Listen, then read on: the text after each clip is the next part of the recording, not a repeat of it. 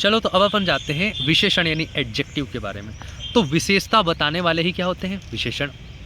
तो जिस विकारी शब्द से संज्ञा की व्याप्ति मर्यादित होती है, व्याप्ति मर्यादित यानी कि उसका गुण दोष वगैरह पता चलता है, उसे हम विशेषण कहते हैं। जैसे राम सुंदर है तो सुंदर क्या है यहाँ पर? विशेषण। राम बहुत सुंदर है तो यहाँ पर सुंदर विशेषण है, लेकिन बहुत क्या है? प्रविशेषण। और राम बहुत खाता है तो खाता तो यहाँ पर क्रिया है, और बहुत क्या है यहाँ पर? क्रिया विशेषण। यानी कि संज्ञा की जो विशेषता बताए उसे विशेषण कहेंगे, जो क्रिया की विशेषता बताए उसे क्रिया विशेषण कहेंगे, और जो विशेषण की विशेषता बताए उसे हम प्रविशेषण कहेंगे। ठीक है। अब एक और शब्द यहाँ पर आता है विशेष्य। क्या है? तो विशेषण जिसकी विशेषता बताते हैं उसे विशेष्य कहते हैं।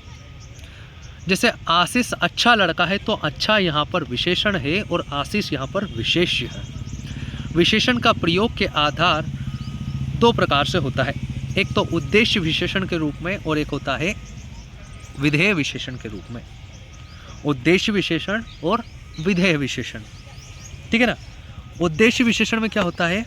जो संज्ञा या सर्वनाम के पहले प्रयोग हो, जैसे कि सुंदर लड़का, चालाक लड़की, बेवकूफ़ आशीष। तो यहाँ पर ये क्या है? ये जो है यानी संज्ञा के पहले अगर विशेषण का प्रयोग हो तो उसे हम बोलते हैं उद्देश्य विशेषण। उद्देश्य विशेषण। ठीक है ना। और अगर संज्ञा के बाद प्रयोग हो या क्रिया के साथ प्रयोग हो, संज्ञा के बाद या क्रिया के साथ, तो उसे विधेय विशेषण कहते हैं। जैसे कि लड़का सुंदर है, आशीष अच्छा है, लड़की चालाक है। तो ये सब क्या है? विधेय विशेषण। निम्नलिखित वाक्यों में विशेष्य क्या है? जैसे रमेश की पुस्तक पुरानी है, वह श्रेष्ठ उपासक है। तो यहाँ पर हम क्या करते हैं? विशेषण को पहचानने के लिए शानदार तरीका है कि वह और बीच में खाली स्थान और है, यहाँ पर वो शब्द भर के देख लो, तो वो अगर शब्द यहाँ पर फिट हो जाता है तो उसका मतलब है कि वो विशेषण है, और जिसकी विशेषता बता रहा है वो विशेष्य हो जाएगा। जैसे कि वह पुस्तक पुरानी है तो वह पुरानी है, हाँ फिट हो गया। तो पुरानी क्या है? पुस्तक। बस, तो पुस्तक एक विशेष्य है। वह श्रेष्ठ उपासक है तो वह उपासक है। उपासक क्या है यहाँ पर? विशेषण। सॉरी, श्रेष्ठ यहाँ पर उपासक है। और कौन है श्रेष्ठ?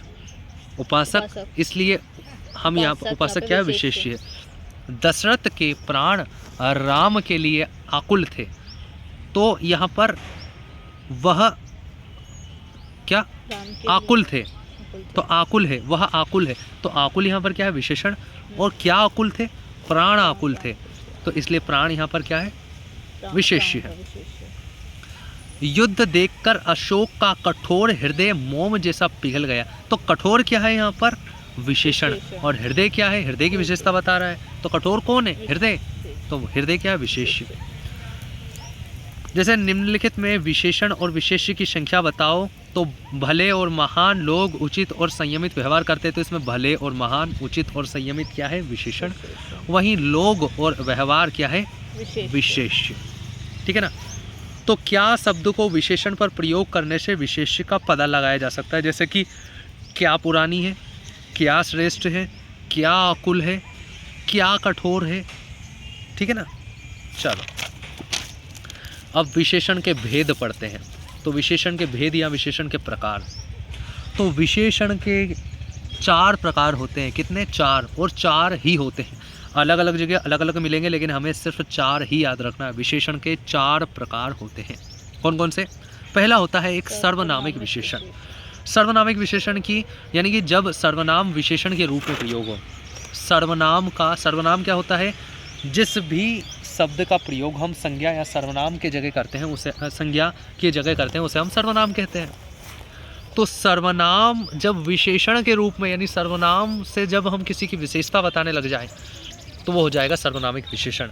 और इसका तरीका क्या है कि अगर सर्वनाम के बाद तुरंत संज्ञा आ जाए, सर्वनाम के तुरंत बाद अगर संज्ञा आ जाए तो वह सर्वनामिक विशेषण है। जैसे कि वह नौकर नहीं आया, तो वह एक सर्वनाम है और तुरंत बाद नौकर एक संज्ञा आ गई। कोई लड़का दरवाजे पर खड़ा है, तो कोई यहाँ पर सर्वनाम है, लड़का तुरंत संज्ञा आ गई, इसलिए वह और कोई यहाँ पर सर्वनामिक विशेषण है। ठीक है। यह गाय दूध देती तो गाय संज्ञा आ गई यह के बाद, ठीक है ना।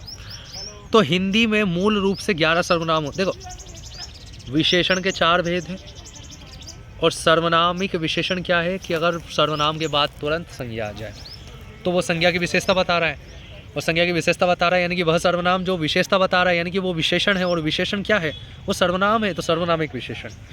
हिंदी में मूल रूप से 11 सर्वनाम होते हैं, यानी मैं, तू, आप, यह, वह, जो, सो, कोई, कुछ, कौन, क्या, ये अभी इनके बारे में भी अपन आगे पढ़ेंगे। ये सभी बिना किसी रूपांतर के संज्ञा से पहले आकर संज्ञा की विशेषता बताते हैं, तो उसे हम क्या कहते हैं, मौलिक सार्वनामिक विशेषण। और यौगिक सार्वनामिक विशेषण क्या है, ऐसा, कैसा, जैसा, वैसा। इतना इंपॉर्टेंट नहीं है। आगे देखो गुणवाचक विशेषण। अधिकांश विशेषण जो होते हैं वो गुणवाचक विशेषण ही होते हैं। 99% जो विशेषण है वो किसके अंतर्गत आते हैं, गुणवाचक विशेषण के अंतर्गत। और गुणवाचक विशेषण क्या है, जो शब्द किसी संज्ञा के आकार, काल, काल यानी समय, रंग, दशा, दिशा, स्थान, गुण, दोष आदि के बारे में बताया उसे क्या कहते हैं हम, गुणवाचक विशेषण। आकार का बोध कराएगा यानी लंबा है, छोटा है, गोल है, ये सब क्या है, गुणवाचक विशेषण। काल का बोध यानी साप्ताहिक है, प्राचीन है, नवीन है, दैनिक है। रंग का बोध यानी काला है, पीला है, नीला है। दशा का बोध यानी कि रोगी है, अमीर है, ठीक है। और क्या है, दशा का बोध यानी कि रोगी, लंगड़ा, काना, ठीक है ना। स्थान का बोध यानी कि उत्तरी है, इंदौरी है, राजस्थानी है। गुणबोधक यानी कि खट्टा है, मीठा है, कड़वा है, मुलायम है, कठोर है, ठीक है ना। तो गुणवाचक विशेषण के 6 भेद होते हैं। बहुत इंपॉर्टेंट है कि विशेषण के भेद 4 होते हैं, लेकिन विशेषण का एक भेद है गुणवाचक विशेषण, उसके भेद 6 हैं। तो किसी में कितने गुण होने चाहिए, 6 के 6 गुण होने चाहिए। तो 6 के 6 दाग दो, गोलियां 6 के 6 दाग दो, सारे के सारे गुण भेज दो। संख्यावाचक विशेषण क्या होता है, अगला विशेषण होता है संख्यावाचक। तो जिनसे संज्ञा की संख्या का बोध कराया जाए उसे क्या कहते हैं हम, संख्यावाचक विशेषण। संख्यावाचक विशेषण की संज्ञाएं हमेशा गणनीय होगी, यानी हम काउंटेबल नाउन होगी, यानी कि जिसे हम गिन सकते हैं। तो संख्यावाचक विशेषण से हम संख्या का बोध कराते हैं। अब ये 2 प्रकार का होता है, एक होता है निश्चित संख्यावाचक और एक होता है अनिश्चित संख्यावाचक। निश्चित संख्यावाचक यानी कि पहले तो वो शब्द जो होगा वो कैसा होगा, गणनीय होना चाहिए, ये तो उसकी डेफिनेशन में ही है, तभी वो संख्यावाचक होगा। दूसरी चीज, गणनीय होने के बावजूद भी उसके पहले जिस शब्द का प्रयोग किया गया है वो भी हमें बिल्कुल परफेक्ट या 100% आंसर दे रहा हो। जैसे कि 50 छात्र, तो छात्रों को गिना जा सकता है और 50 भी फिक्स रहते हैं, 50 मतलब 50 ही होता है, ठीक है ना। तो वो निश्चित संख्यावाचक है। और अनिश्चित संख्यावाचक यानी कि जहाँ पर ऐसी चीज़ का बोध कराए जो गिन तो सकते हैं लेकिन उसके आगे कुछ ऐसे शब्द लगे हैं जिनसे परफेक्ट फिक्स पता नहीं चल रहा है, जैसे कि कुछ लड़के, अनेक लड़के, सारे लड़के, हजारों लड़के। तो ये क्या हो गया, अनिश्चित संख्यावाचक। अब अगली जो संख्या है वो परिमाणवाचक, परिमाणवाचक विशेषण है ना।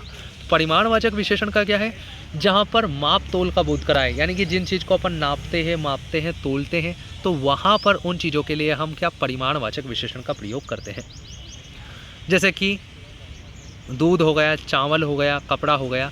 लेकिन ये भी 2 प्रकार का होता है कि अगर इन सभी शब्दों के सामने अगर किसी ऐसे शब्द का प्रयोग किया जाए जो हमें फिक्स क्वांटिटी बता दे तो उसे हम बोलते हैं, क्या बोलते हैं, निश्चित परिमाणवाचक। जैसे कि 10 किलो चावल 10 फिक्स है, 50 लीटर दूध तो फिक्स है। लेकिन अगर अनिश्चित यानी कि हमें बोध ना हो फिक्स, तो उसे बोलते हैं थोड़ा दूध, थोड़ा शक्कर, थोड़े गेहूँ, कुछ दूध, कुछ शक्कर। तो ये क्या है यहाँ पर, अनिश्चित परिमाणवाचक विशेषण। अब विशेषण की देखो 3 अवस्थाएं रहती हैं, कौन कौन सी, पॉजिटिव डिग्री यानी मूलावस्था, कॉम्पेरेटिव डिग्री यानी कि उत्तरावस्था, और एक होती है उत्तमावस्था। देखो मूलावस्था क्या है, किसी की किसी से जहाँ पर तुलना ना हो, जैसे राधा सुंदर है और आशीष गंवार है, ये फिक्स हो गया, ख़त्म। यहाँ पर किसी की किसी से तुलना नहीं है, बस आशीष गंवार है यानी गंवार है, ख़त्म। उत्तरावस्था, जहाँ पर किसी एक की तुलना किसी दूसरे से हो, यानी किसी एक की एक से ही तुलना हो रही है, जैसे कि शैली आशीष से छोटी है और आशीष राम से ज़्यादा पड़ता है, तो यहाँ पर किसी एक की तुलना एक से हो रही है, इसलिए यह क्या है, उत्तरावस्था। और उत्तमावस्था, ये तीसरी अवस्था है विशेषण की। यहाँ पर क्या है, जब किसी की तुलना किसी अन्य लोगों से की जाती है, यानी बहुत सारे लोगों से की जाती है। जैसे कि आशीष सबसे बुरा लड़का है, तो सब में बहुत सारे लोग आ गए। इस पूरे शहर में आशीष से ज़्यादा ढोर कोई नहीं, तो यहाँ पर क्या पूरे शहर से तुलना की जा रही है, तो इसलिए ये क्या हो गई, उत्तम अवस्था। सीधी सी बात है, अगर किसी भी शब्द को मूलावस्था से उत्तरावस्था, उत्तरावस्था से उत्तम अवस्था में बदलना है तो सीधा सा फॉर्मूला है कि मूलावस्था, जैसे कि अगर लघु है तो लघु को उत्तरावस्था में तो तर जोड़ दो, तो लघुत्तर हो गया। उत्तम अवस्था में जोड़ना है तो तम जोड़ दो। ऐसे गुरु का गुरुत्तर गुरुत्तम हो जाएगा, न्यून का न्यूनतर न्यूनतम हो जाएगा। तो यहाँ पर हमारे विशेषण समाप्त होते हैं। कितने विशेषण हैं? 4 विशेषण है। सार्वनामिक विशेषण, गुणवाचक विशेषण, संख्यावाचक विशेषण, परिमाणवाचक विशेषण। विशेषण के 4 प्रकार, गुणवाचक विशेषण के 6 प्रकार, ठीक है ना। और प्रयोग के आधार पर 2 प्रकार के होते हैं, उद्देश्य विशेषण और विधेय विशेषण। और एक और प्रविशेषण और क्रिया विशेषण भी एक कॉन्सेप्ट होता है।